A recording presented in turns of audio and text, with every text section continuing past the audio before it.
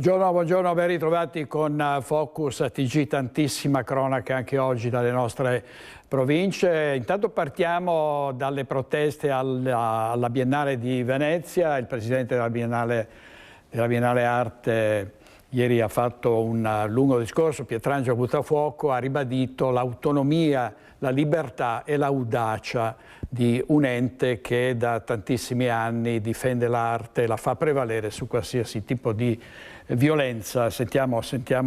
Intanto vediamo la mattina infuocata di ieri. È stata anche la mattinata delle proteste contro i padiglioni aperti della Russia ai Giardini e di Israele all'Arsenale alla 61esima Esposizione Internazionale d'Arte della Biennale di Venezia. Due cortei distinti di manifestanti hanno animato, come peraltro era stato largamente annunciato, la protesta e la mobilitazione. Circa 200 gli attivisti che hanno presidiato l'ingresso del padiglione di Israele al grido Palestina libera, stop al genocidio, ma ad aprire le proteste sono state le Pussy Riot e le Femei con il volto travisato da passamontagna color rosa. Si sono fermate davanti al padiglione della Russia con dei fumogeni e i colori della bandiera dell'Ucraina. La protesta, molto scenografica e pacifica, è durata circa un quarto d'ora. Davanti al padiglione di Israele, invece, una sorta di prova generale di quanto potrebbe succedere anche venerdì. Non ci sarà quel giorno il ministro dei beni culturali Alessandro Giuli, ma a Venezia, nelle stesse ore, è previsto l'arrivo del vice premier Matteo Salvini, in segno di stima e vicinanza al presidente della Biennale Pietrangelo Buttafuoco. Salvini ha annunciato che visiterà tutti i padiglioni, compreso quello russo. 48.000 persone con le sue bombe, droni, missili, mentre altre 10.000 sono state sepolte vive sotto le macerie e decine di migliaia sono state ferite, sfollate, traumatizzate. Alle persone palestinesi di Gaza viene negata ogni infrastruttura fondamentale per la vita: ospedali, scuole, campi profughi, istituzioni culturali e civili, tutto distrutto. Nel frattempo in Cisgiordania la violenza dei coloni si intensifica. Sosteniamo le dimissioni della giuria internazionale. Concordiamo con il loro rifiuto di prendere in considerazione per il premio di quest'anno stati accusati di crimini contro l'umanità, incluso Israele.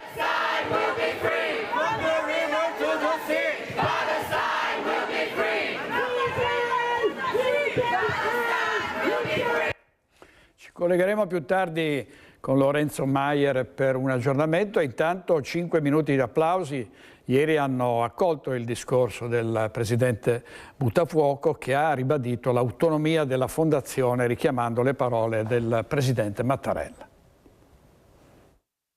Non intendiamo barattare per il quieto vivere politicante 130 anni di storia che hanno raccontato sempre così il mondo.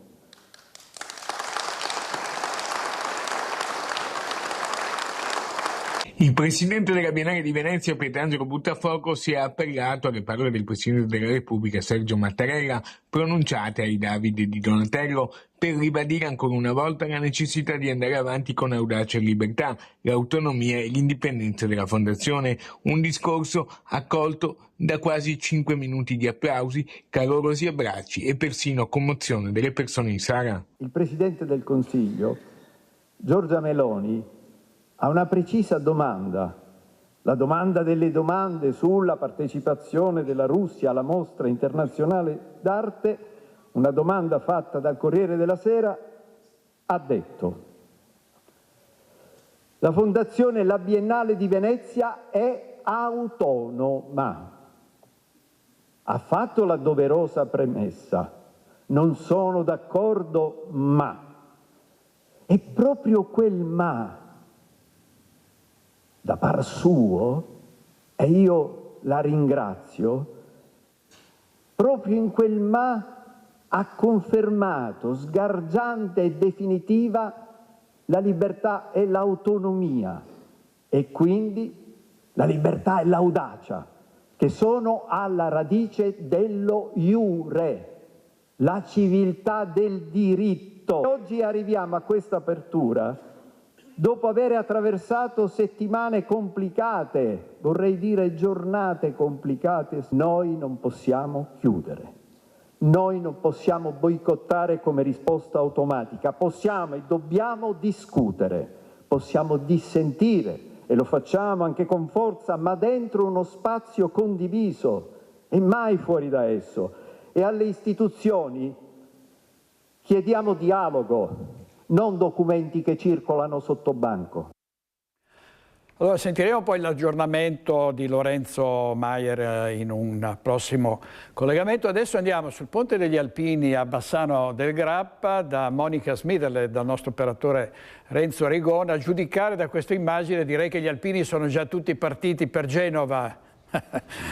Buongiorno Monica. Buongiorno a te direttore, buongiorno a tutti i nostri telespettatori. In effetti molti sono già partiti, altri invece sono alle prese con gli ultimi preparativi.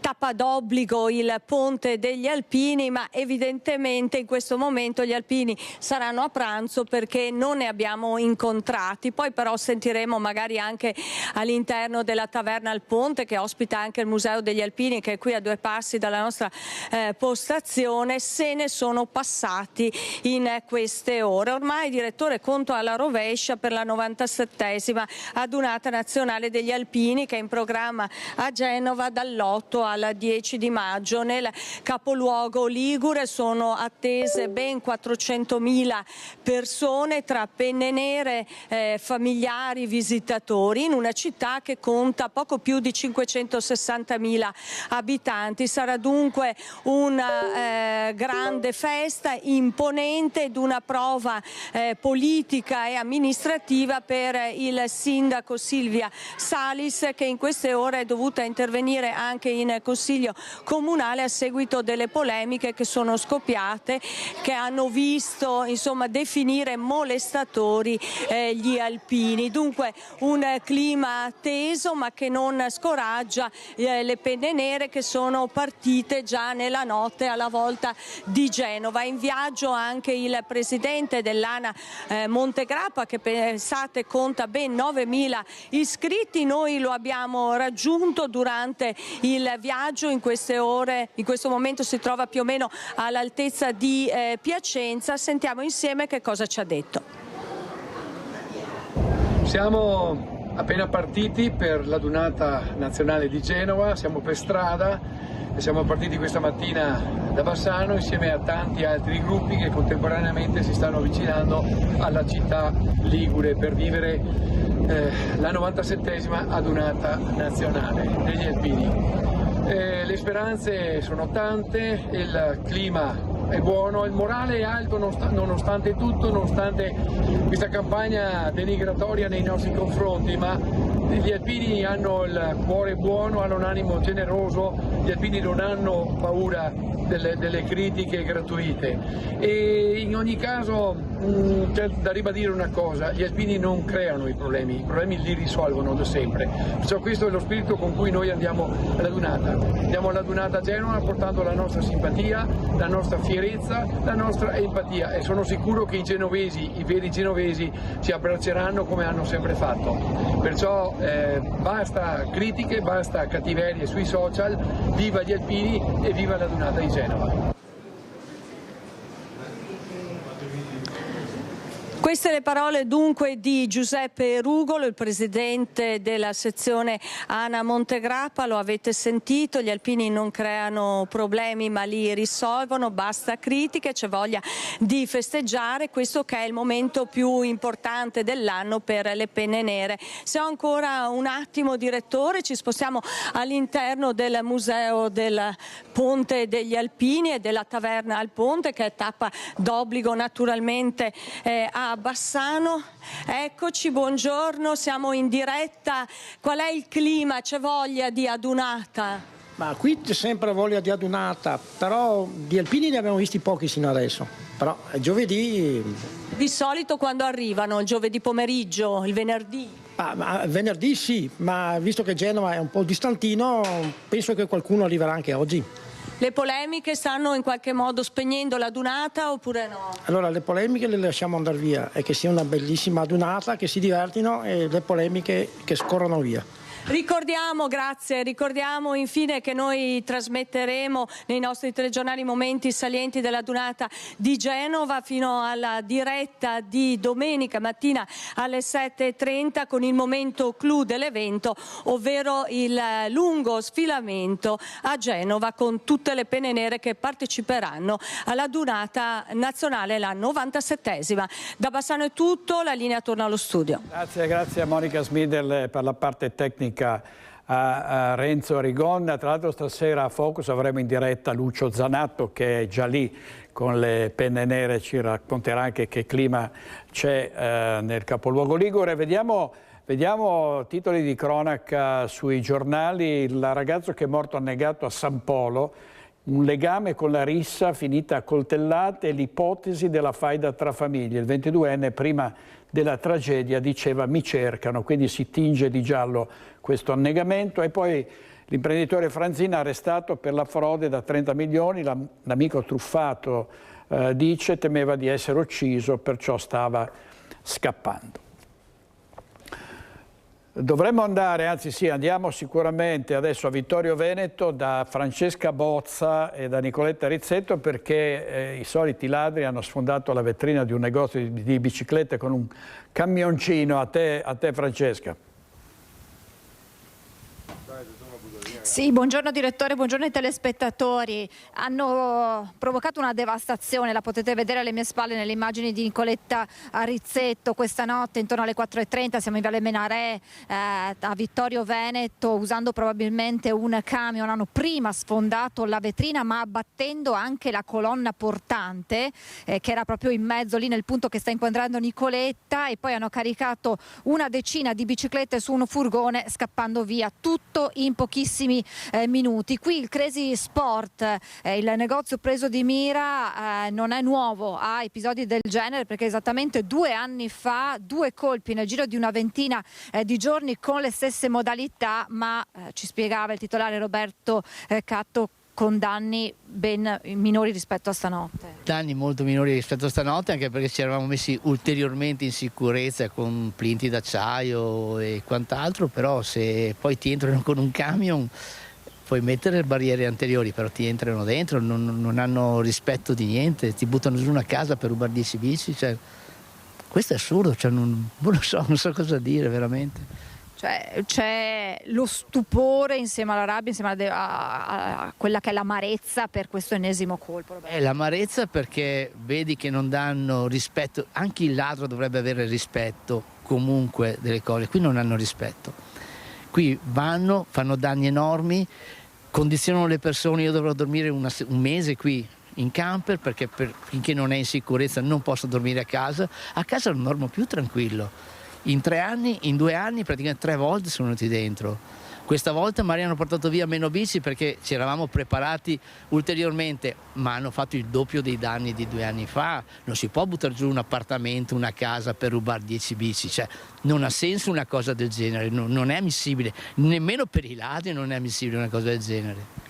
2 anni fa, lo ricordiamo, appunto 2 colpi nel giro di una ventina di giorni, e nell'ultimo colpo il furgone che era stato usato per il colpo era stato poi abbandonato sui binari dai ladri, venendo poi travolto da un treno. Questa volta appunto danni strutturali molto importanti, ingenti. C'è un bottino di quanto più o meno di biciclette, Roberto? Biciclette saranno, penso così, adesso a spanne, saranno sui 40-50 mila euro.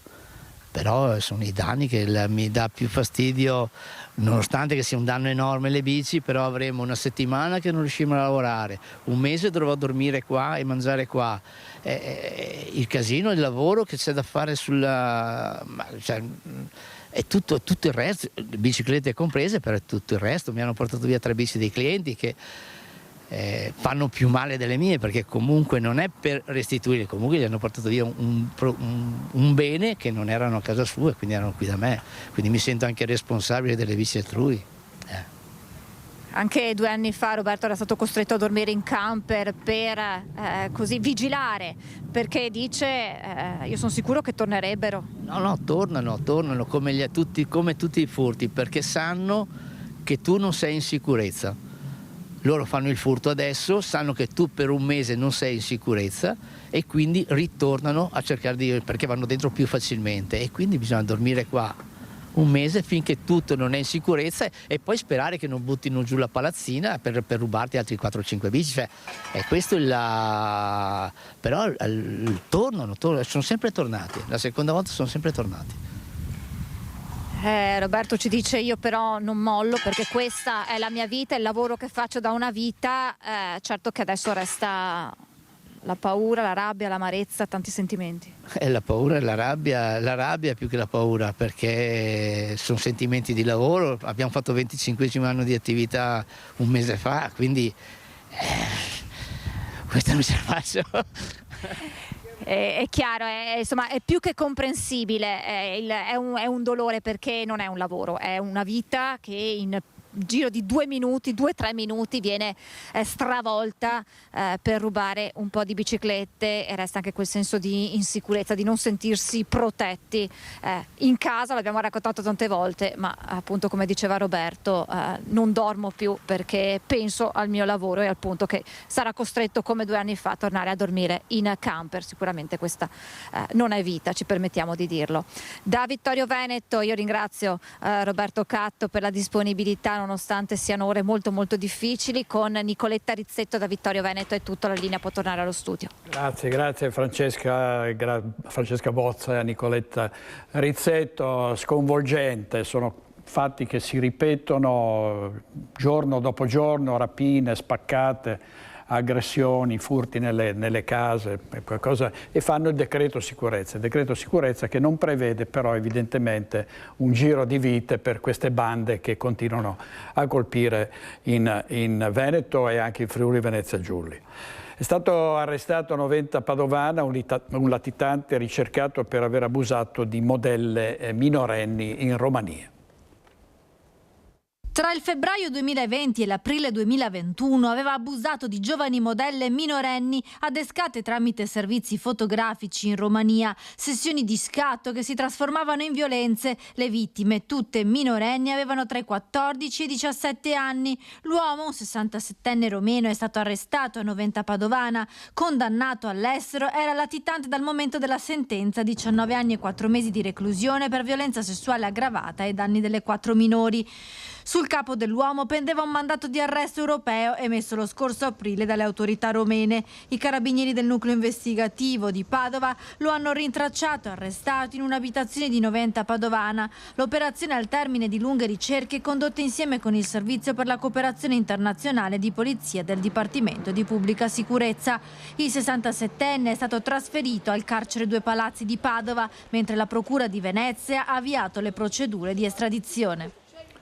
Arrestato dalla polizia un 41enne tunisino che doveva scontare una condanna a 3 anni e 5 mesi per maltrattamenti e rapina nei confronti della compagna. Siamo a Padova. È stato rintracciato durante un controllo del territorio un 41enne tunisino che nel 2022 aveva rapinato la moglie al culmine dell'ennesimo episodio di violenza nei confronti della donna. Lo straniero, rintracciato in zona Arcella dai poliziotti della questura di Padova, era anche destinatario di un provvedimento di allontanamento dalla casa familiare e di divieto di avvicinamento all'ex moglie maltrattata. La donna ha vissuto un calvario nel corso degli anni, subendo le violenze del compagno quando rientrava a casa sotto l'effetto di alcol, violenze fisiche e psicologiche. In un'occasione, nel 2022, l'uomo, spinto dalla gelosia per il sospetto di una presunta relazione extraconiugale della compagna, l'ha addirittura rapinata, sottraendole il cellulare e procurandole diverse lesioni e traumi. La donna era stata salvata dall'intervento della figlia piccola, che era intervenuta facendo scappare il padre e aveva allertato la polizia.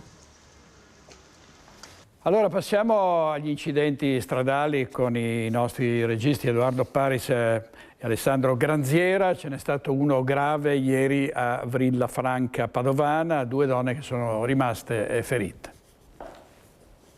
Lo scontro è avvenuto in via Balla, ai confini tra Villafranca Padovana e Mestrino. Entrambe le auto erano condotte da due donne, uno dei due veicoli si è rovesciato nel fossato che corre lungo la strada. L'incidente è avvenuto alle 14. Sul posto sono giunti i soccorsi con i vigili del fuoco di Padova e Abano Terme che hanno lavorato per liberare le donne rimaste incastrate tra le lamiere. Stabilizzate sul posto dal personale del SUEM, intervenuto anche con l'elicottero che ha trasportato una delle ferite all'ospedale di Padova, mentre la seconda è stata soccorsa dai sanitari dell'ospedale di Cittadella.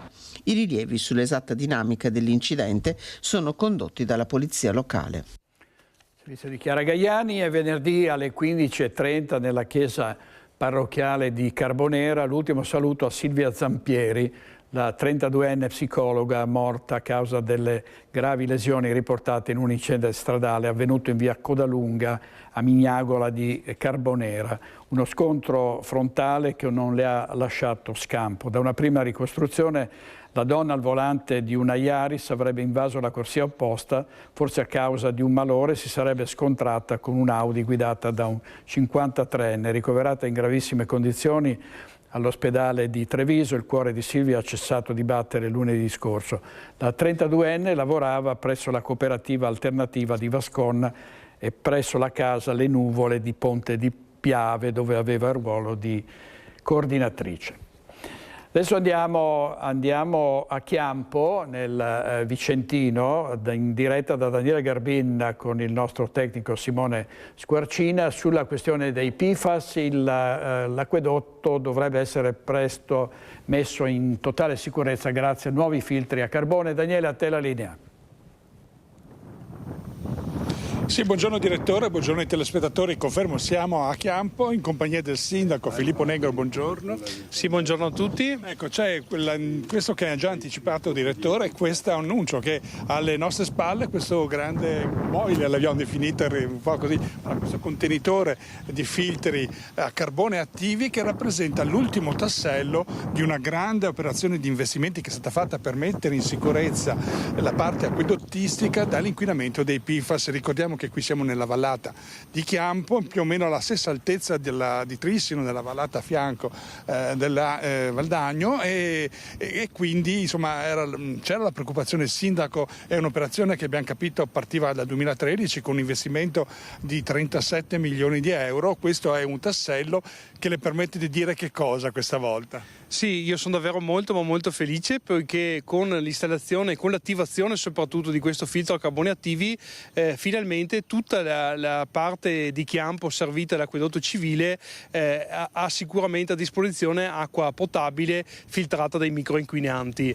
È un'operazione, come si diceva poc'anzi, molto importante, messa in campo da Acque del Chiampo, decisa da tutti i comuni soci. Siamo partiti giustamente dalle zone più colpite, ovvero sia dalle zone rosse e arancioni, Lonigo, Montecchio, tutte le zone appunto colpite in prima istanza dall'emergenza PFAS Miteni, ma anche Chiampo 2 mesi fa è entrato in funzione i 6 filtri a carboni attivi del serbatoio Grumello che servono gran parte del territorio di Chiampo e gran parte della città di Arzignano. Con l'installazione di questo filtro appunto andiamo a completare questo grande intervento, quindi sono davvero molto felice sia da sindaco di Chiampo ma anche da consigliere provinciale delegato all'ambiente. Ecco, ricordiamo l'investimento, 1.200.000 euro di questo, però ecco, se facciamo delle considerazioni prima, questo è come dire, la parte minima, insomma adesso è importante era mettere in sicurezza da questa pericolosità.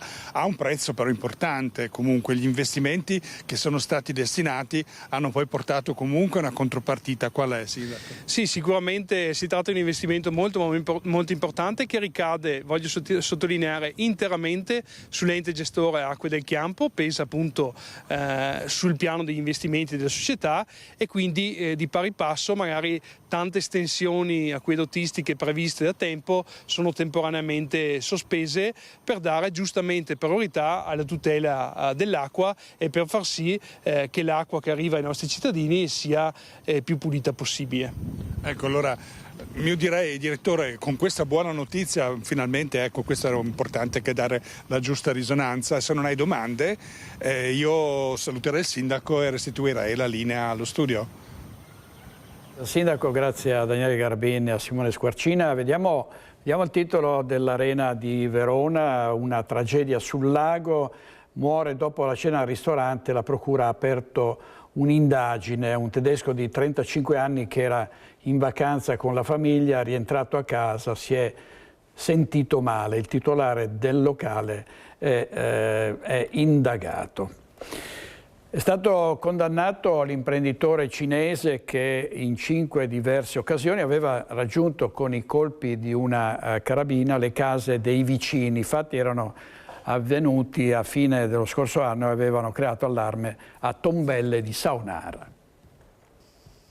Sparava per passare il tempo, peccato che in 5 diverse occasioni i proiettili calibro 25 esplosi da una carabina fossero finiti contro le finestre e i basculanti dei garage dei vicini. Un imprenditore cinese di 38 anni è stato condannato dal GUP del Tribunale di Padova a 1 anno e 4 mesi di carcere, pena sospesa con la sospensione del porto d'armi. I fatti risalgono alla fine dello scorso anno. A presentare denunce ai carabinieri di Legnaro erano stati cittadini di un quartiere di Tombelle di Saonara, terrorizzati dopo che in 5 diverse occasioni, il 26 settembre, il 3 e il 12 ottobre, il 29 novembre e il 3 dicembre, le loro case erano state colpite. Una breve indagine aveva permesso ai carabinieri, prima di rintracciare l'armeria dove i proiettili venivano acquistati, poi l'imprenditore cinese che li comprava con regolarità. L'uomo nel frattempo ha risarcito dei danni ai vicini. Allora no, chiedo scusa alla regia, allora diamo il servizio appello dell'omicidio Castelmenardo, l'omicidio in cui era morto Francesco Favaretto. La Corte d'Appello di Venezia ha confermato 8 anni per il sedicenne accusato di concorso in omicidio volontario e rapina aggravata per l'aggressione mortale a Favaretto. Sentiamo. Secondo la consulenza presentata dalla difesa, il sedicenne soffre di un disturbo di personalità certificato da numerosi medici e al momento del fatto, ovvero del delitto, non era capace di volere.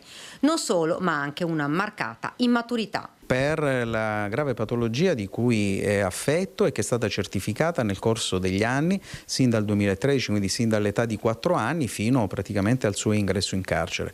Questa patologia, questo disturbo di personalità che invece poi il perito sorprendentemente ha ritenuto non sussistente, nonostante negli anni precedenti più neuropsichiatri infantili, diversi neuropsichiatri infantili abbiano sempre certificato la presenza di questo disturbo, quindi secondo noi la perizia è assolutamente sbagliata.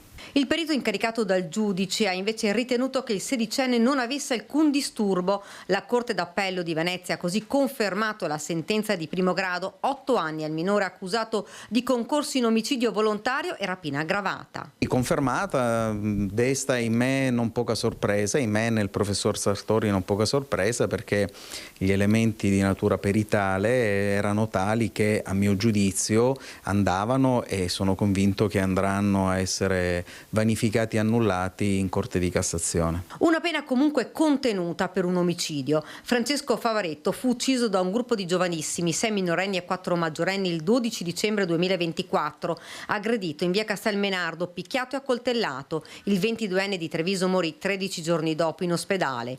Il minorenne, difeso dall'avvocato Crea, accusato di aver colpito con un coccio di bottiglia ad un fianco la vittima. Chiederà gli arresti domiciliari?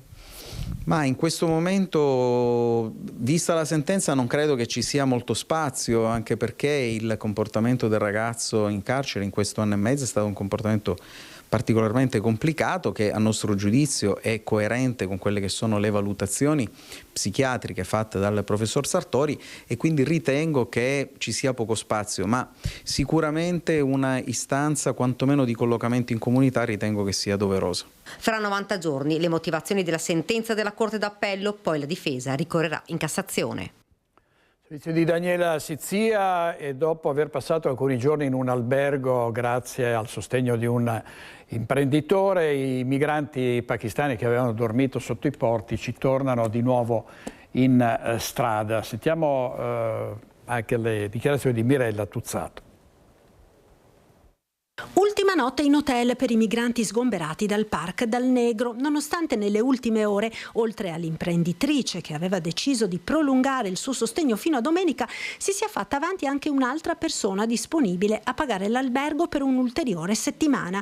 Ma non basta, dice Mirella Tuzzato, che da 2 settimane con i volontari di Veneti schiacciati dalla crisi accompagna i migranti a prendere il treno ed il bus per andare al lavoro. Mi sembra che l'abbiamo scritto in lungo e in largo di cosa ha bisogno per andare avanti questo progetto.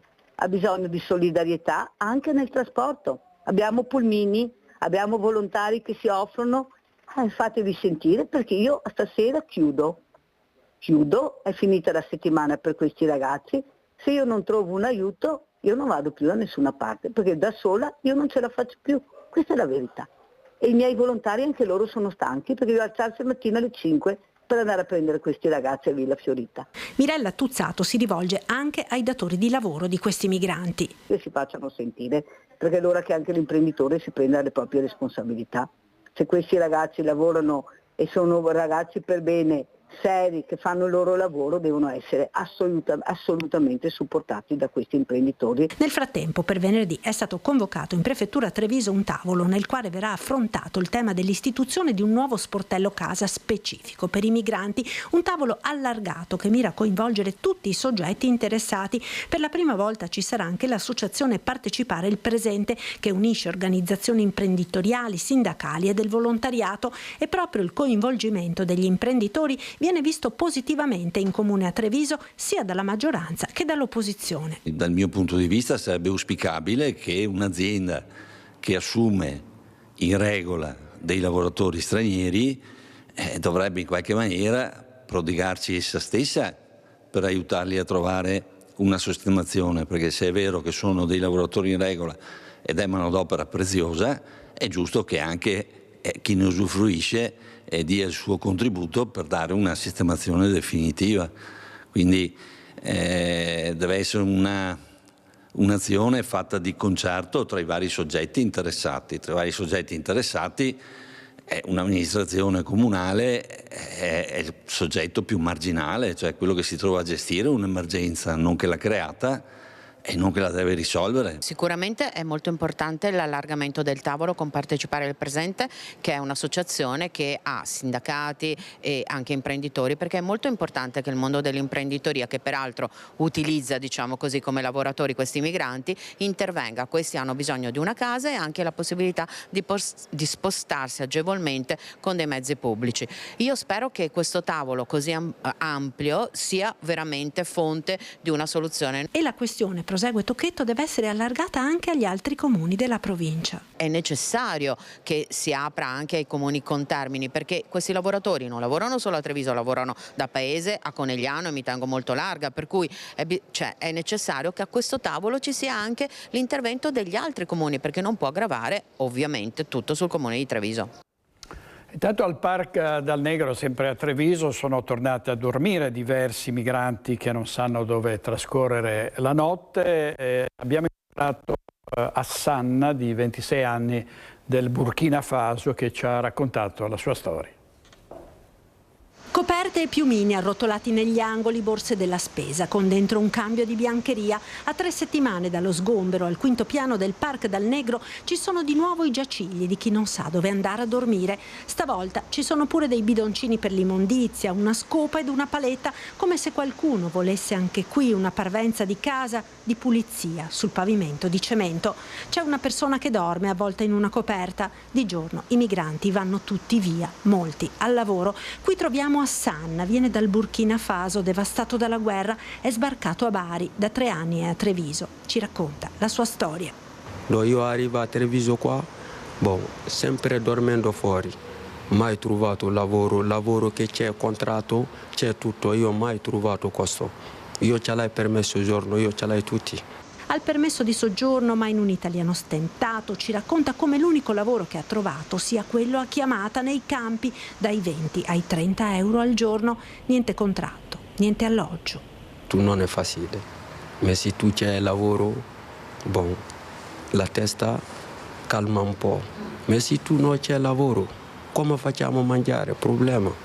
Tutti i suoi averi sono in uno zainetto, tutti i suoi ricordi nel cellulare. Ci mostra le foto dei 2 nipotini, gli unici familiari rimasti in vita. Hassan ha solo un sogno, un lavoro in regola. Io voglio lavoro, io non voglio così, io non venire in Italia così, no, lavoro. Sì, ho trovato un lavoro. Hassan da 2 notti dorme nel parcheggio, prima in un casolare diroccato, non si può lavare, eppure non ha perso il sorriso. Ieri ha festeggiato il suo 26esimo compleanno. Io voglio comprare un panino che sia fatto la festa bene, così la vita. A Sacile una banda di ladri mascherati e armati ha preso in ostaggio 2 coniugi. I ladri sono fuggiti poi con un bottino di 50.000 euro. Andiamo in diretta dalla nostra inviata Esmeralda Dalla Longa con Michele Zanette per la parte tecnica. A te, Esmeralda. Sì, buongiorno e grazie della linea. Buongiorno a tutti i telespettatori. Ci troviamo in viale Zancanaro a Sacile con il noto critico d'arte Giovanni Granzotto. Buongiorno, buongiorno a tutti gli spettatori. Ecco, ci troviamo qui per raccontare appunto di un furto che il signor Granzotto ha subito nelle scorse ore e è stato anche tenuto in ostaggio. Insomma, signor Granzotto, lei vuole raccontare che cosa è successo, che cosa le hanno rubato, come sono andate le cose? Allora, verso le ore 4 dell'altra notte, non di questa notte ma dell'altra notte, sono stato svegliato dai rumori della mia bassottina, della nostra bassottina, che dorme in camera con noi, con me e mia moglie. Mi sono svegliato perché generalmente non si muove e invece ho acceso la luce e ho visto all'interno della camera una persona con estrema tranquillità, mascherata, si stava muovendo all'interno della camera e anzi incominciava a rovistare nei cassetti. La bassottina non ha abbaiato, io chiaramente mi sono spaventato, mia moglie ancora dormiva e ho chiesto a questa persona di uscire, ma ho capito in breve tempo di cosa si stava realizzando, anche perché nel frattempo sono entrate altre 2 persone, una di molto alto, di taglia alta, una di taglia media, sempre mascherati, hanno parlottato fra noi e hanno poi fra loro e poi hanno lasciato la terza persona invece in camera. In realtà non ci hanno tenuto in ostaggio, però ci hanno detto di stare calmi, che non sarebbe successo nulla se rimanevamo calmi e tranquilli. Io ho cercato di collaborare da subito perché non avevo nessuna intenzione che la cosa sfociasse nel dramma per cui ho dato delle indicazioni dicendo che soldi non ce n'erano, non c'era una cassaforte e non c'erano soldi se non poche centinaia di euro che fra l'altro loro non hanno ritrovato, però ho indicato dove si trovavano i gioielli e diciamo con il palo che è rimasto in camera nostra che ha anche controllato mia moglie cosa avesse al polso, un orologio, ma che non ha osato strapparglielo. Loro hanno continuato a perlustrare la casa, a prendere i gioielli, mentre noi non ci muovevamo dalla camera, all'inizio terrorizzato, dopo un po' la cosa si è calmata vedendo che non c'erano da parte nostra reazioni, non ci sono state nemmeno da parte loro, e hanno preso anche la mia piccola collezione di monete, e quindi poche, circa 200 euro di mia moglie, dalla borsa di mia moglie, e dopo un lavoro diciamo abbastanza approfondito ma ordinato, senza mettere la casa a soqquadro, sono riusciti verso il giardino, almeno così ho trovato le tracce, dallo stesso punto in cui erano entrati. Sono andati anche in cantina e hanno preso le 5 bottiglie che probabilmente ritenevano per la custodia, per vari motivi, le più interessanti. Ecco, questa è stata la dinamica del furto in villa, dove all'incirca sono rimasti una mezz'oretta.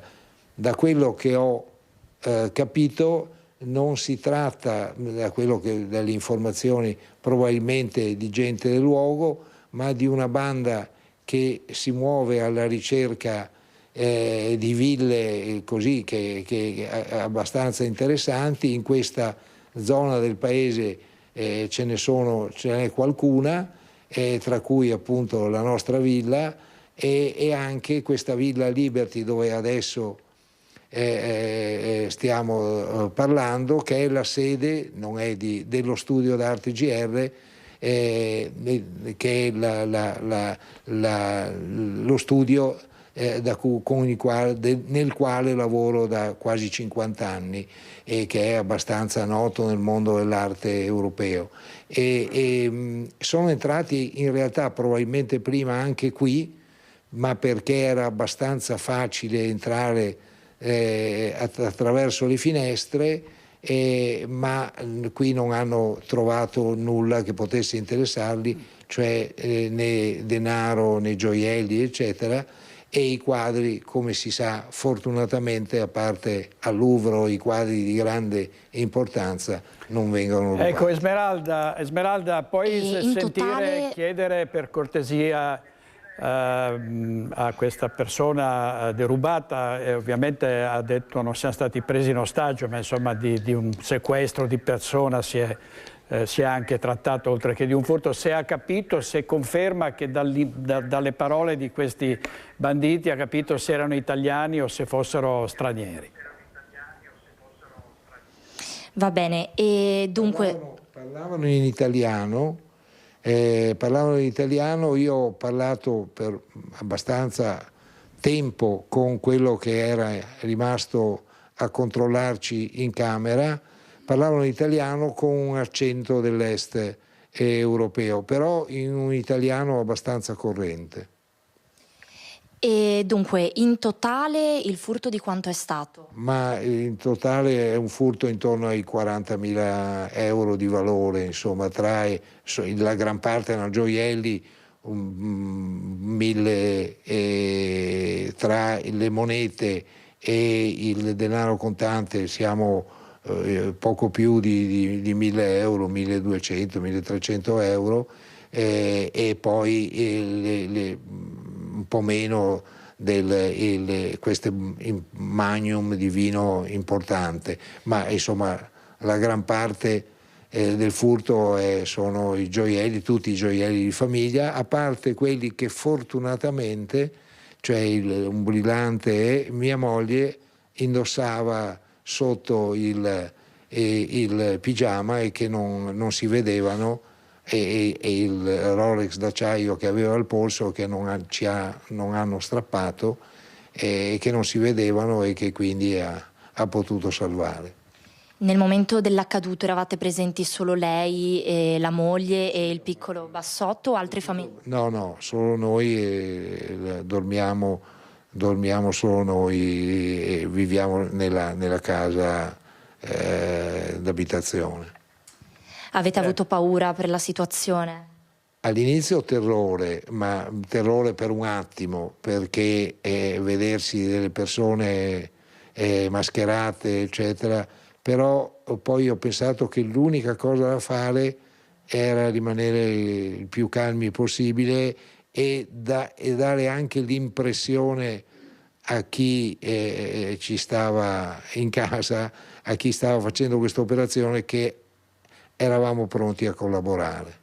Va bene, grazie mille signor Granzotto per il suo racconto, la sua testimonianza. Per fortuna nessuno si è fatto male. Al momento i carabinieri del nucleo di Sacile stanno indagando sull'accaduto. Si tratta di una banda di 3 persone dall'accento dell'est Europa e non erano presenti, se non sbaglio, videocamere o allarmi in casa? No, in casa no, in questa zona invece ci sono videocamere e so che i carabinieri stanno vagliando e credo che abbiano già un'idea di qualche pista.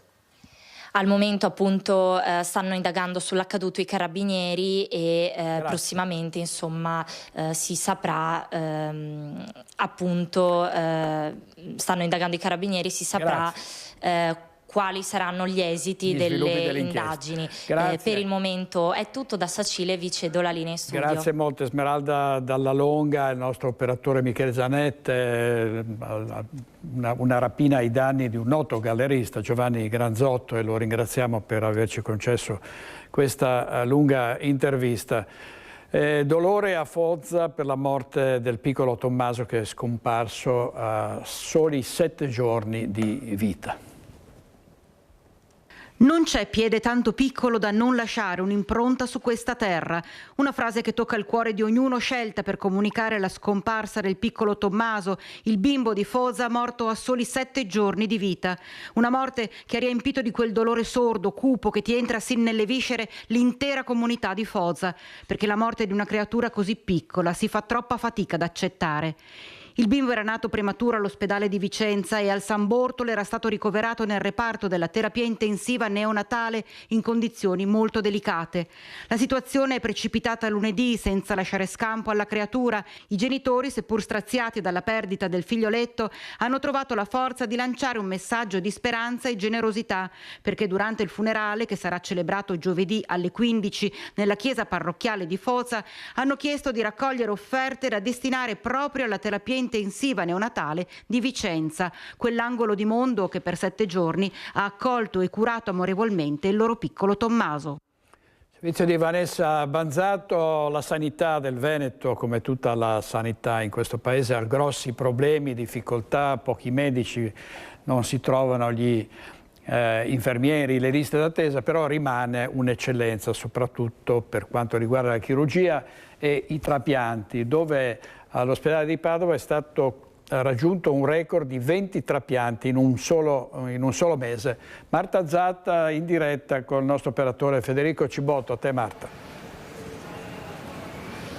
Sì, buongiorno direttore, buongiorno ai nostri telespettatori. Esatto, ha detto bene, lo scorso mese ad aprile è stato raggiunto un vero e proprio record di trapianti di fegato, ben 20, condotti dall'equipe del professor Umberto Cillo, che di fatto consacra ancora una volta l'azienda ospedaliera come centro di eccellenza nazionale e anche internazionale. Io in questo momento sono in compagnia di Enrico Petranzan, che è il direttore operativo del coordinamento regionale trapianti. Dottore, una macchina estremamente complessa da gestire comunque.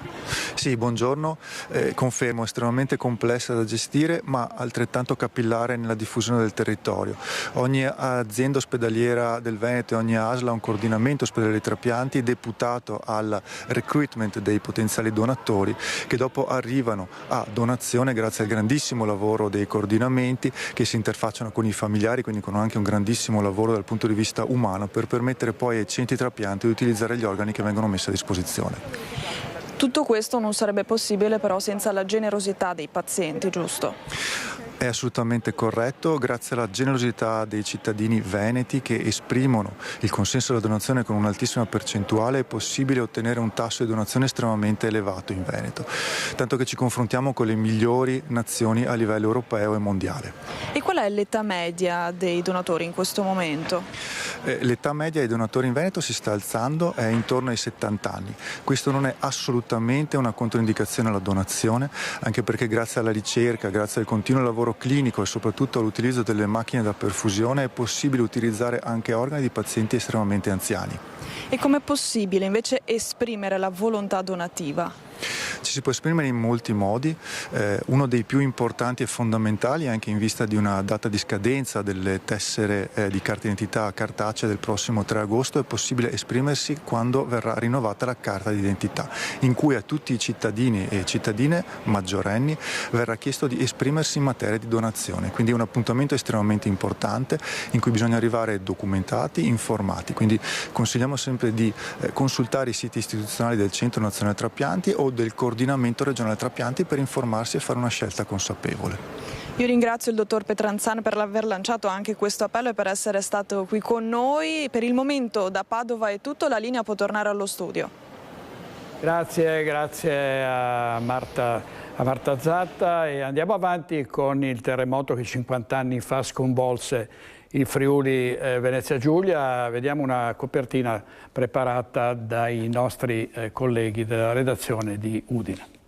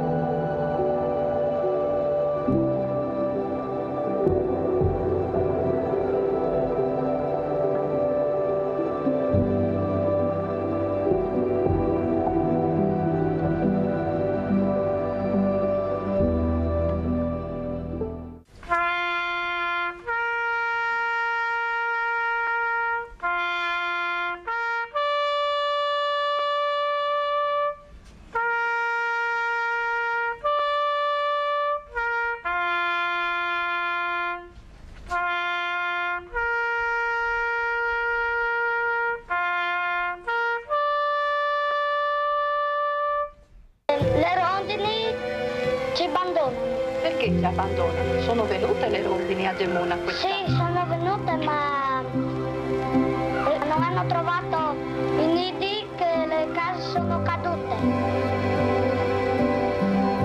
E che cosa speri per il prossimo anno? Del prossimo anno che ritornano tutte le rondini qui, che ritrovano anche loro le case ricostruite.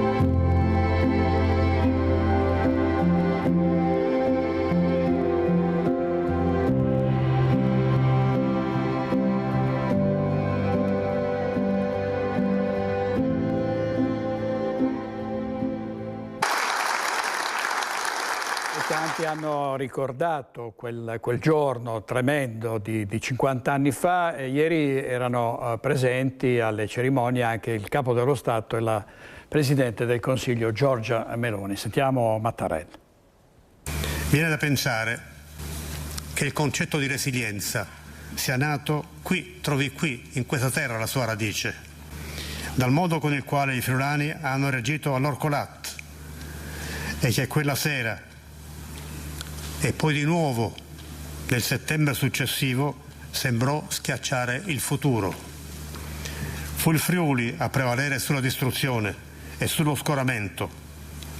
Con la tenacia, con il lavoro, con l'impegno delle comunità, È iniziato così il discorso del Presidente della Repubblica ospite a Gemona per il 50° anniversario del terremoto che il 6 maggio del 1976 devastò il Friuli.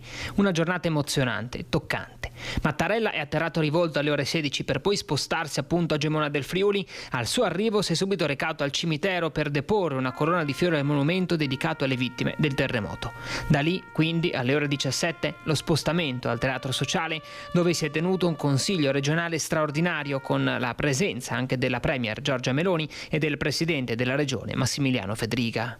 I buoni risultati di questa, della ricostruzione, sono diventati elementi propulsivi dello sviluppo economico e sociale nei decenni successivi. Quel che ha fatto seguito alla tragedia di 50 anni or sono conferma che il futuro dipende da noi, che l'esito della storia non è mai scontato, ma è affidato alla responsabilità e alle scelte di persone e comunità. Un insegnamento qui manifestato in Friuli che vale sempre. Al termine, il Capo dello Stato si è quindi spostato al Teatro Elti per ammirare la mostra del terremoto raccontata dal Messaggero Veneto. Da lì quindi, insieme a Giorgia Meloni, la ripartenza verso Roma. Nella solenne cornice del Consiglio regionale, insieme agli amministratori locali, insieme ai rappresentanti delle istituzioni, del volontariato, in una terra e di fronte a un popolo capace di affrontare le avversità, di rialzarsi, ribadiamo in un momento di memoria e di impegno il patto di non lasciarci fuorviare nel cammino di progresso, nell'affermazione dei valori di solidarietà e di coesione che qui sono stati in maniera esemplare vissuti e realizzati.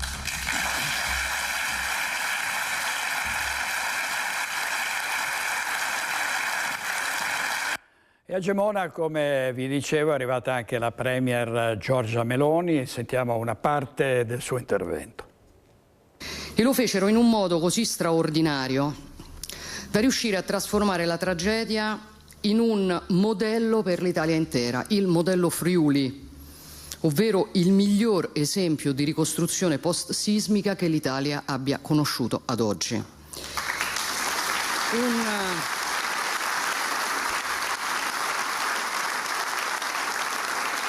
Emozionanti e soprattutto sentite sono state anche le parole della Premier Giorgia Meloni, arrivata insieme al Presidente della Repubblica Mattarella per il 50° anniversario del terremoto del Friuli del 76. Ha parlato di modello Friuli, di grande forza di volontà e soprattutto di lacrime che non si potevano versare perché non c'era il tempo per farlo. Bisognava rimboccarsi le maniche e iniziare a ricostruire.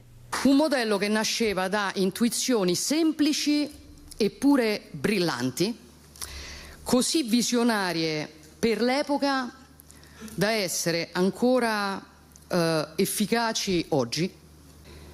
Una calamità dalla forza mai vista prima, fermò la vita di quasi 1000 persone e in molti, nel buio di quella notte, pensarono che dalle viscere delle montagne si fosse risvegliato il leggendario Orcolat e che per 59 interminabili secondi avesse deciso di far sentire il proprio urlo, lasciando dietro di sé morte e distruzione. Il tempo della paura e il tempo del dolore fu breve, perché ci fu un altro sentimento che immediatamente si fece largo nel cuore dei friulani, e quel sentimento era l'orgoglio, dove in molti si sarebbero sentiti sconfitti, sarebbero stati vinti dal lutto, dalla disperazione. I friulani no. I friulani fecero la propria mossa. I friulani decisero di sfidare l'Orcolat. Al termine del discorso al Teatro Sociale, in occasione del Consiglio regionale straordinario, Meloni e Mattarella si sono recati quindi a Palazzo Elti per la mostra del terremoto. Da lì, quindi, la ripartenza con destinazione Roma. Come dicono i latini, verba movent exempla trahunt. Le parole muovono, ma gli esempi trascinano.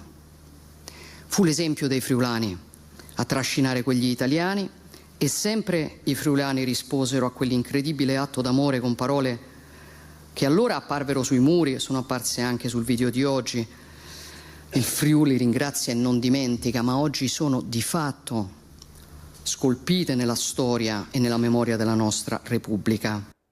Così il ricordo di Giorgia Meloni, sul Messaggero Veneto tante storie, tante testimonianze, ne vediamo una. Carmen, il bimbo perso sotto le macerie del terremoto, lo stringevo, poi il suo cuore si fermò. Tante storie di disperazione ma anche soprattutto di coraggio. Andiamo in pubblicità con i nostri registi Edoardo Paris e Alessandro Granziera, torniamo subito, state con noi.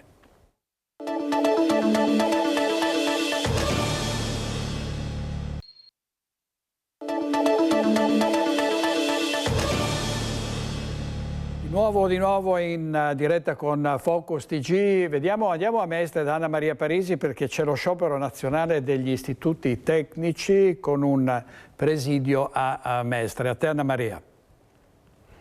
Sciopero degli istituti tecnici nazionale e a Mestre il ritrovo regionale delle scuole e quindi degli insegnanti e tutto il personale. Con noi Michael Cacciato, segretario regionale della FLC CGIL, per spiegarci brevemente le ragioni di questa protesta.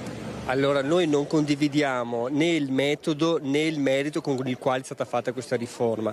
Né il metodo perché la scuola ancora una volta ha subito una riforma. Invece di essere coinvolta, essere ascoltata, chiedendo ai colleghi e alle colleghe quali sono gli aspetti magari salienti, i più importanti per fare una riforma, non c'è stato nessun coinvolgimento, ma poi anche nel merito, perché noi della FLC CGIL vogliamo restare nel merito. Quello che noi contestiamo è il fatto che questa riforma impoverisce gli istituti tecnici.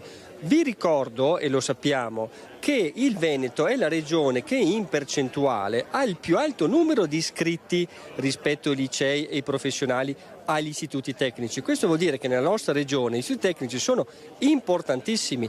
Questa riforma, come lo dicono i colleghi e le colleghe che ci lavorano, e noi studiando chiaramente tutti gli atti normativi, impoverisce questo istituto tecnico. Ecco, lo impoverisce come? A cominciare dal ripristino del quinquennio e poi dal fatto che comunque, come dire, la scuola e l'ordine viene piegato un po' alle esigenze delle aziende? Allora, non facciamo confusione, le due riforme sono differenti e in entrambe noi abbiamo molti punti critici, sia il 4+2 sia il riordino dei tecnici. Il riordino dei tecnici è una riforma tra l'altro iniziata già dal governo Draghi e quindi è già il ministro Bianchi che l'aveva introdotta e poi ripresa da questo governo. Prevede il fatto, come sta dicendo lei, che le scuole si vengano, diciamo così, piegate alle esigenze del tessuto socio-economico. Noi questa cosa non l'accettiamo. Ecco, quindi per concludere, quali le azioni che intendete portare avanti laddove la riforma andasse a sua volta avanti in vista degli esami di maturità? Allora, noi intanto siamo felici di essere qui oggi, siamo felici a Mestre di vedere tante persone che con noi manifestano, siamo molto soddisfatti di come sta andando questa mobilitazione, abbiamo fatto tante assemblee, tanti collegi docenti hanno... Le azioni? Ma le azioni intanto è essere qui oggi chiedendo il rinvio della riforma. Le famiglie si sono iscritte senza sapere bene come la scuola che faranno i loro figli.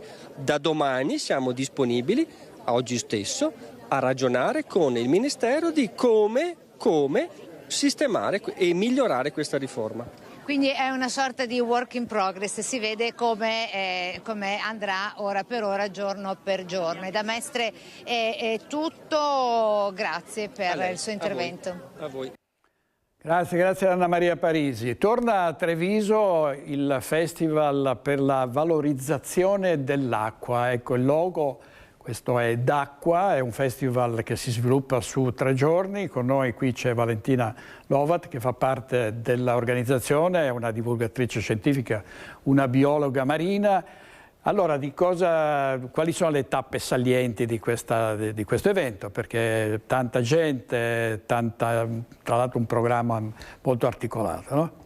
Sì, allora il Festival d'Acqua in realtà è nato l'anno scorso, quindi è un festival diciamo piccolino, ma ha creato subito una forte attrazione in quanto è una tematica molto importante. Treviso, prima di tutto, è una città che nasce, cresce e si sviluppa con l'acqua. Il fiume Sile, il fiume di Risorgiva, il fiume più lungo d'Europa, ma non solo il Sile, ci sono, pensate, più di 130 fontane. Treviso è una città veramente che l'acqua l'ha vissuta e si è costruita attorno a questa risorsa. Quindi in queste giornate, appunto, il Festival d'Acqua si tiene il 29, il 30 e il 31 maggio a Treviso, e ha un programma molto ampio, perché lo scopo del festival non è tanto uno scopo scientifico, nonostante appunto io sia una biologa, ma è uno scopo più artistico-culturale, e per andare a valorizzare questa risorsa, a ricreare questo legame che abbiamo con l'acqua, che è l'elemento principale della vita e del nostro benessere, della nostra salute. Quindi il programma molto ricco, come potete vedere, è un programma che ha attività sia musicali, quindi ci sono dei DJ set, dei concerti, ma anche attività di taglio più artistico. C'è un videomapping, eccolo qui, questo è il videomapping che potete vedere, è il videomapping della scorsa edizione, quest'anno sarà ancora più elaborato, e collaboriamo con artisti e soprattutto collaboriamo con moltissime realtà del territorio che hanno voluto appoggiare l'iniziativa con le proprie capacità. Siamo in contatto, collaboriamo appunto, sia abbiamo il supporto di molte istituzioni, del comune, di Confcommercio, della regione, del Parco Naturale del Sile, ma anche di tantissimi esercenti proprio che nel territorio hanno scelto di aderire ad acqua, distribuendo acqua del rubinetto in modo gratuito alla propria clientela. Ecco, l'acqua viene spesso molto sottovalutata, poi ce ne ricordiamo quando c'è la siccità, allora c'è l'allarme, la disperazione. Quindi è anche una manifestazione interattiva, nel senso che si può partecipare con l'arte e con la musica, no? Anche. Certamente, in realtà le attività sono tutte molto partecipative, a partire da la musica, sono appunto dei DJ set, dei concerti gratuiti ai quali si può accedere, la maggior parte delle attività appunto sono gratuite, sono partecipative e ci si può iscrivere. Ci sono anche moltissime attività artistiche, ci sono un'attività di acquerello che va ad unire proprio l'acqua come risorsa con l'esto più artistico, con l'espressione personale di questa risorsa, ed sono attività che sono fatte sia per i bambini ma anche per adulti, quindi vanno un po' a ricoprire tutti i gusti di tutte i target, diciamo, di tutte le persone del territorio. Inoltre le attività vedono anche moltissime attività sportive, attività come per la scoperta del nostro fiume Sile in bicicletta oppure in canoa, e in collaborazione sempre con delle realtà del territorio, e attività invece più culturali, anche in questo caso aperte a tutti, per esempio come il cinema all'aperto, che è un'attività diciamo anche identitaria di Piazzetta San Parisio, che abbiamo scelto di riportare con la tematica dell'acqua. Bene, grazie molto a Valentina Lovat, una manifestazione molto importante, anche perché appunto coinvolge artisti, musicisti, è anche una manifestazione culturale. Grazie Valentina Lovat. E sulla cultura restiamo in qualche modo, anzi restiamo sulla cultura, perché il sovrintendente della Fenice Nicola Colabianchi ha preferito non parlare del caso di Beatrice Venezzi, che è stata licenziata dallo stesso Colabianchi dopo aver rilasciato un'intervista in cui parlava del nepotismo degli orchestrali della Fenice. Vediamo. Sul caso Venezia ovviamente non desidero dare nessuna indicazione. Per quanto riguarda i nomi eventuali ancora c'è molto tempo, abbiamo tempo per riflettere su una nuova candidatura, quindi avremo modo di pensarci. Sono trascorsi 10 giorni da quando è stata resa pubblica la cessata collaborazione che Beatrice Venezzi avrebbe dovuto iniziare ad ottobre con la Fenice. Il sovrintendente Nicola Colabianchi è a Treviso per la presentazione della 52esima edizione del concorso internazionale per cantanti Toti dal Monte, di cui presiede la giuria.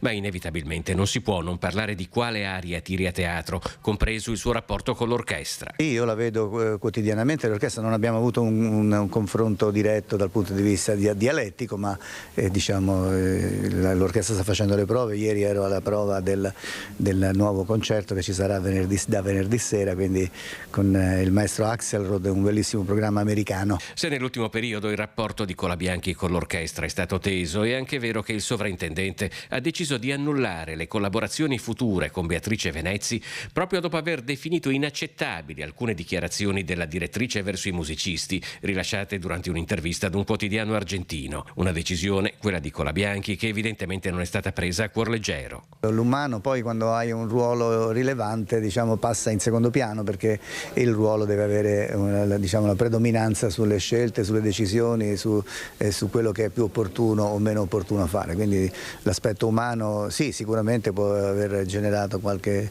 delusione, ma fa parte anche del mestiere, noblesse oblige. Andiamo a Padova per una macchina architettonica all'interno della chiesa di Santa Maria in Vanzo, che ospiterà il polo delle biblioteche e l'archivio di Stato della diocesi pattavina. Vediamo. L'incontro tra passato e presente, guardando al futuro. La macchina architettonica studiata da Michele De Lucchi, vincitore con il suo studio del concorso di idee indetto dalla diocesi, sarà la nuova custode del polo delle biblioteche della chiesa di Padova. Qui troveranno spazio l'archivio storico diocesano. Il primo documento risale all'855, la biblioteca capitolare con i suoi 500 codici, di cui 200 miniati, 435 incunaboli e circa 12.000 libri antichi, che entreranno in dialogo con le biblioteche della Facoltà Teologica del Triveneto e delle fondazioni Lanza, Zancan e del Centro Toniolo.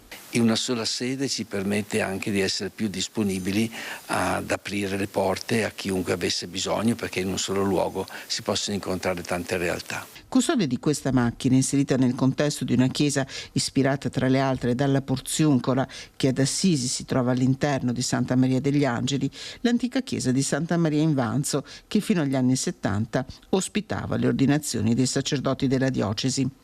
Una macchina rispettosa e reversibile, realizzata a secco in acciaio e legno su 3 piani, assemblata senza l'uso di cemento e collanti fluidi, sulla base di un progetto messo a punto passo passo da De Lucchi con gli uffici diocesani e la soprintendenza. Un'architettura nell'architettura. Ci siamo dovuti proprio convincere a costruire un volume dentro questa chiesa, un grande volume, partendo dalla consapevolezza che dentro le chiese si è costruito sempre. Il progetto vedrà la luce entro la fine del 2027 e costerà oltre 7 milioni di euro. Il simbolo e il valore racchiuso in uno degli elementi architettonici della macchina, lo scalone monumentale visibile dall'ingresso della chiesa, che metterà in relazione 3 livelli, le sale di consultazione, le librerie e gli spazi d'archivio. Se la pensiamo in maniera semplicemente funzionale, questo oggetto qui è una scatola che contiene tante cose, ma non può essere un oggetto solamente funzionale, deve essere un oggetto che trasmette, che comunica, che fa capire cosa c'è dentro e che cosa serve questa cosa. Quindi ci siamo immaginati un oggetto proprio metaforico che desse a tutti quanti l'impressione di una costruzione che non è fatta solamente per conservare, per presentare nella maniera più corretta, ma anche di testimoniare un'epoca. Servizio di Chiara Gaiani. Più di 1000 persone hanno visitato a Baone Villa Beatrice d'Este e il museo lo scorso fine settimana, il 9 e il 10 maggio, 2 appuntamenti in occasione dell'8° centenario della morte della Beata. 10 maggio 1226. 8 secoli fa moriva Beatrice I d'Este, figlia di Azzo VI d'Este e Sofia di Savoia, monaca benedettina, poi beata, che sul Monte Gemola, nel territorio di Baone, restaurò l'edificio che già accoglieva un monastero. 8 secoli dopo, questa splendida villa è diventata la sede del Museum, il Museo dei Colli Euganei, realizzato dalla provincia di Padova, in cui antico e moderno si fondono nella scoperta di un territorio unico e della sua storia grazie a sale immersive e interattive. Dopo il taglio del nastro, nel primo fine settimana di apertura, oltre 1000 i visitatori. Numerosi gli appuntamenti previsti anche per il 9 e 10 maggio, nei giorni esatti dell'8° centenario della morte della Beata Beatrice d'Este. Sabato 9, dalle 18, il concerto Beata Viscera, la musica al tempo di Beatrice. Il 10 maggio, la 34esima rievocazione storica Maggio in Gemola. Museum è aperto tutti i sabati e le domeniche dalle 10 alle 18 e in modo straordinario martedì 2 giugno. I residenti della provincia di Padova potranno entrare gratuitamente nei mesi di maggio e giugno. Servizio di Francesco Ratai. Vi abbiamo parlato in apertura della Biennale di Venezia, soprattutto della giornata di ieri con le proteste delle Pussy Riot e soprattutto l'importante discorso del presidente Pietrangelo Buttafuoco. Adesso sentiamo Lorenzo Maier in diretta telefonica per capire oggi che cosa sta succedendo. Lorenzo, a te. Buongiorno direttore, a te e ai nostri telespettatori. Buongiorno dalla Biennale di Venezia. Sono arrivate proprio pochi minuti fa delle parole pesantissime del Ministro ai Beni Culturali Alessandro Giuli in replica a quello che ieri aveva affermato dal palco alla conferenza di apertura il Presidente Pietrangelo Buttafuoco. Giuli ha risposto, diciamo così, per le rime, non le ha mandate a dire, ha considerato inopportune, queste le parole del Ministro in un lancio di agenzia, il riferimento fatto da Buttafuoco, inopportuno riferire le parole del Presidente Mattarella fino a Venezia, parole che erano state riportate dal Presidente ai Davide di Donatello e che Buttafuoco aveva citato per rivendicare l'audacia e la libertà. E poi ha sottolineato il Ministro che la Russia è presente a Venezia in virtù di un accordo fatto alle spalle del governo, aggirando le sanzioni. Quindi, direttore, come ben si immagina, sono parole pesantissime che fanno capire come lo strappo è tutt'altro che risolto e anzi la crepa oggi appare ancora più profonda. Mattinata la protesta delle Pussy Riot che giustamente ricordava come è stato anche ieri davanti al padiglione delle Russie, si è invece spostata a Ca' Giustinian, nella sede principale della Biennale, fuori dalla mostra con una performance. Oggi poi la giornata è dedicata all'Ucraina con la presentazione del padiglione. Nel pomeriggio alla presenza dell'artista sarà illustrata una bellissima opera che si trova proprio davanti al padiglione. Poi domani ovviamente l'apertura del padiglione Italia senza il Ministro Giuli che, come detto, ha veramente lanciato oggi sul tavolo della Biennale un carico da 90, ma è atteso il Vice Premier Matteo Salvini, che ha annunciato che sarà a Venezia e visiterà tutti i padiglioni o i padiglioni che potrà, compreso quello russo, in sostegno, diciamo, alla presenza di Buttafuoco. Ecco Lorenzo, c'è aria di dimissioni per quanto riguarda Buttafuoco, cioè quali potrebbero essere le conseguenze di questo, del coraggio di Buttafuoco che coerentemente ha detto io difendo l'arte senza se e senza ma.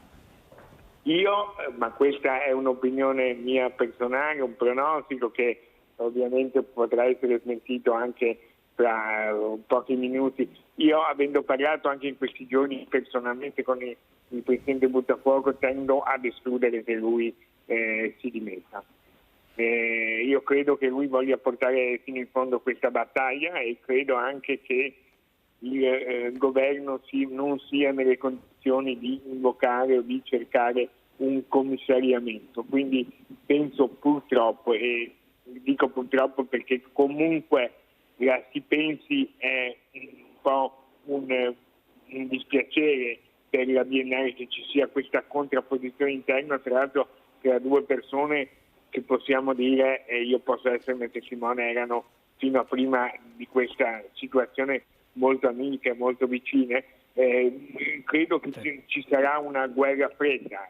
E questo è un po' preoccupante anche perché la vernice della Biennale Arte sicuramente finisce domani, poi sabato c'è l'apertura pubblica, ma poi ci saranno tutta una serie di appuntamenti, di festival e la mostra del cinema e sarà da capire come i due si presenteranno agli appuntamenti. Grazie Lorenzo. Lorenzo Maier, ovviamente l'amicizia tra i due sappiamo rimane perché sono amici da tanto tempo, poi ognuno fa la sua parte, no? Per cui ciascuno ovviamente in maniera indipendente o meno indipendente sostiene le proprie tesi, ma insomma l'amicizia, il legame rimane. Allora andiamo in pubblicità e poi vedremo il trionfo di un film che tra l'altro è stato sostenuto dalla Veneto Film Commission ai Davide Donatello, 8 statuette ai Paesi di pianura di Francesco Sossaia, tra poco.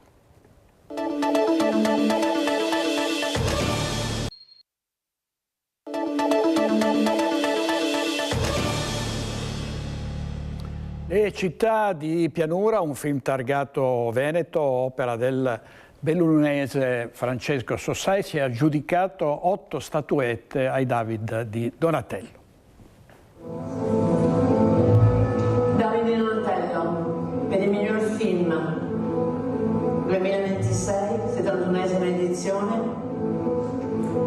va alle città di pianura.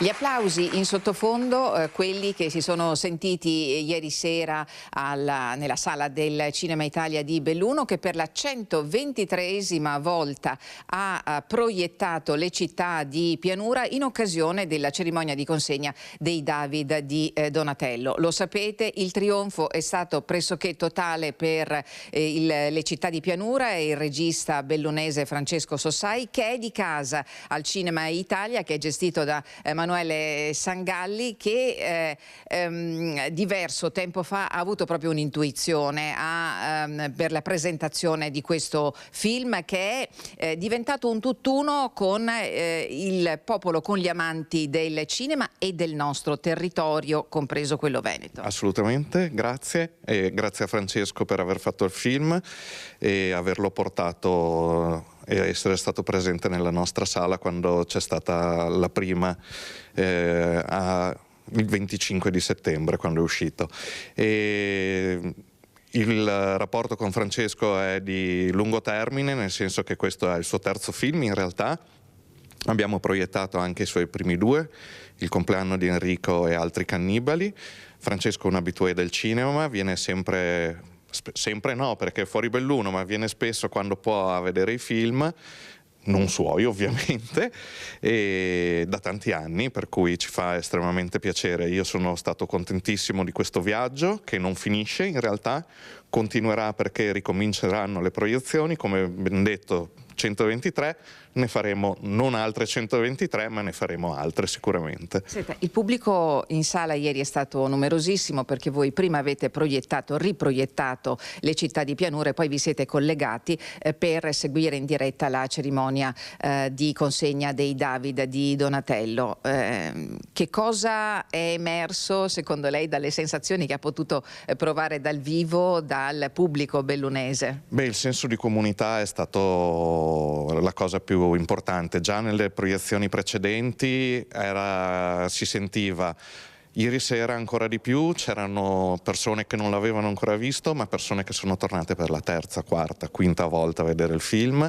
E a ogni candidatura c'era un applauso, eravamo già contenti delle 16 candidature, con i premi che sono arrivati: miglior film, miglior regia, miglior sceneggiatura originale, che per quanto mi riguarda è uno dei premi più importanti, perché vuol dire che il film racconta una storia incredibile. E assolutamente abbiamo vissuto una serata straordinaria. Ecco, a proposito di questa storia, la vuole riassumere in poche parole, in sintesi? Perché questo ritratto del Veneto, del bellunese, luoghi in cui guardando il film ci si può rivedere, ci si può immedesimare, forse all'inizio un po' di disagio l'ha creato in taluni, quelli che magari rifiutano i cliché. Beh, la storia è molto semplice, perché è un film on the road di queste 2 persone che incontrano un altro ragazzo e vanno in giro per i bar a bere.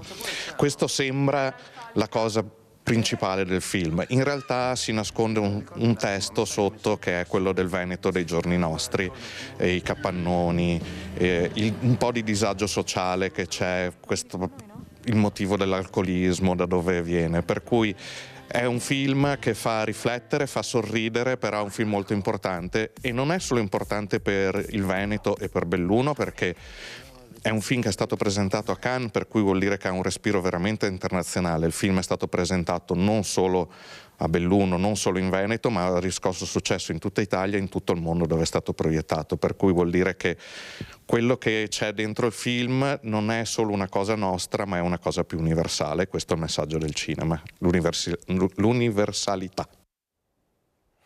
Francesco, so sai che ha battuto Sorrentino. Vediamo gli ospiti di questa sera a Focus: Pietro Bean, Luigi Calesso, Valente Chieregatto, Gianantonio Darè, Morena Martini e forse anche Settimo Gottardo e forse anche il sindaco Arnaldo Pitton.